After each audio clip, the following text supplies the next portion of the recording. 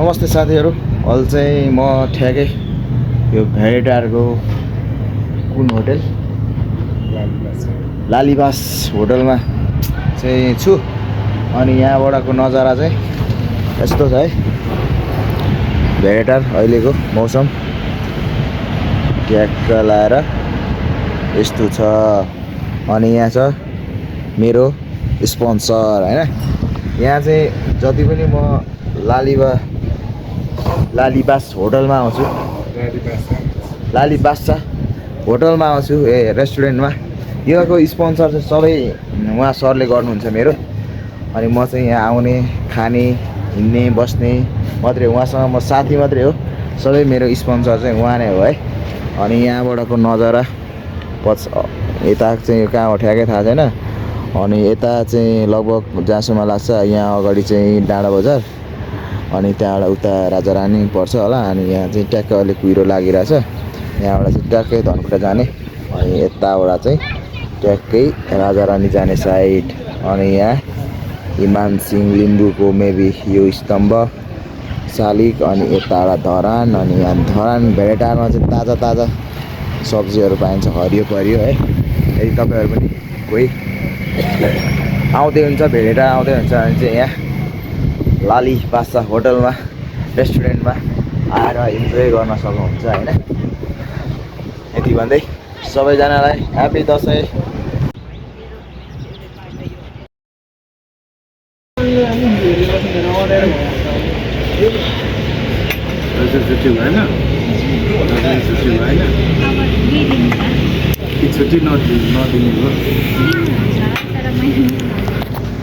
ल यहाँ चाहिँ हाम्रो कफी आइसकेको छ। अनि म चाहिँ के हो यो पानवाला, मलाई चाहिँ हैन नि साथीले चाहिँ पुरा के भन्छ यो कालो कालो खालको कफी, यसलाई चाहिँ यसो हेर्दा कुकुरी रम खाए जस्तो देखिन्छ हैन साथीले, तर यो चाहिँ कफी हो है, नजिक किन्नु। अनि म चाहिँ फेरि के भन्छ यस्तो ब्रोकन हर्ट त हैन म चाहिँ यो खासमा यस्तो वाला हो, र पनि मलाई चाहिँ यस्तो खालको कफी आएछ। थ्याङ्क यू यहाँको भाइहरूलाई हैन, बहिनीलाई। मलाई चाहिँ पानवाला कफी, अनि साथीलाई चाहिँ पुरा कालो कालो ब्ल्याकवाला कफी, अमेरिकानो हो क्या। म चाहिँ यो पानलाई चाहिँ बिगारिदिन्छु ल। यसलाई चाहिँ सुगर हाल्न मिला भएछ, सुगर हालेको रहेनछ।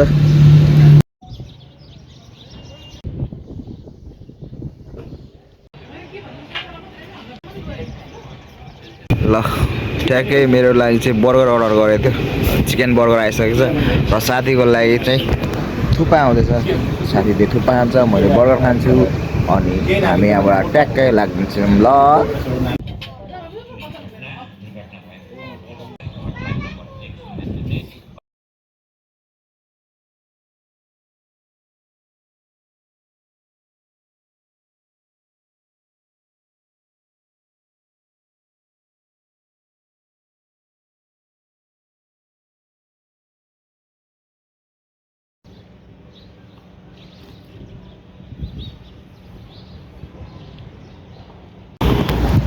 ओके, हामीले चाहिँ यहाँ कफी अनि केही खाजाहरू खायौँ। अनि यहाँबाट हामी आउट हुँदैछौँ। यहाँ चाहिँ हुनुहुन्छ हाम्रो साथीले बिल पे गर्दै हुनुहुन्छ। अनि अब यहाँबाट हामी निस्किँदैछौँ। अनि यहाँबाट अब हामी जान्छौँ धरानतर्फ। लिफ्टमै जानुपर्छ होला। र यहाँ मेरो स्पोन्सरवालाले चाहिँ पे गरेर आइसक्नु भएको छ, अनि लिफ्ट पनि खोल्दै हुनुहुन्छ। अनि म चाहिँ यहाँ बसेर वेट गरिरहेको छु क्या। अनि हाम्रो लिफ्ट पनि खुलिसकेको छ।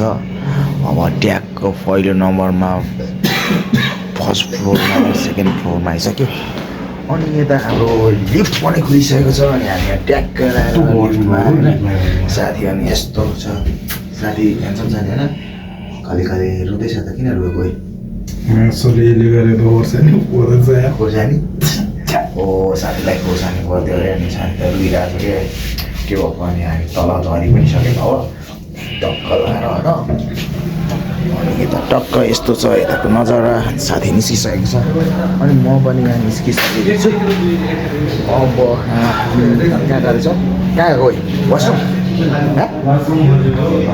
वासरुम त्यही वासरुम खोजेको छ अनि म चाहिँ बाहिर निस्किँदैछु अनि त्यो चाहिँ वासरुम गएर आउँछ म बाहिरको लागि वेट गरेर आउँछु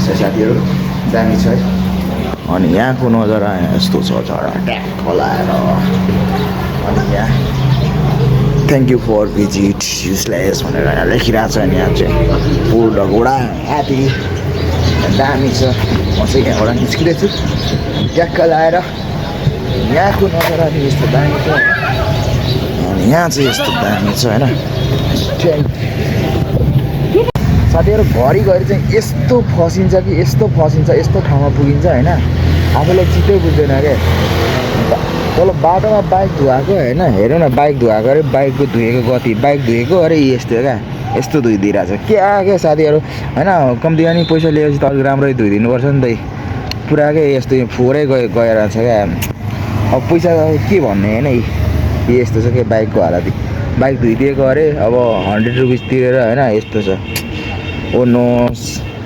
साथीवालाहरूलाई म बाइकवालाहरूलाई सधैँ भन्छु कि त्यो ग्यारेजवाला साथीहरूलाई प्लिज क्या हामीले पैसा तिरिसकेपछि अलिक राम्ररी धुइदिनु न यार हाम्रो यस्तो धुइदिएको क्या कस्तो छिटै नबुझ्दा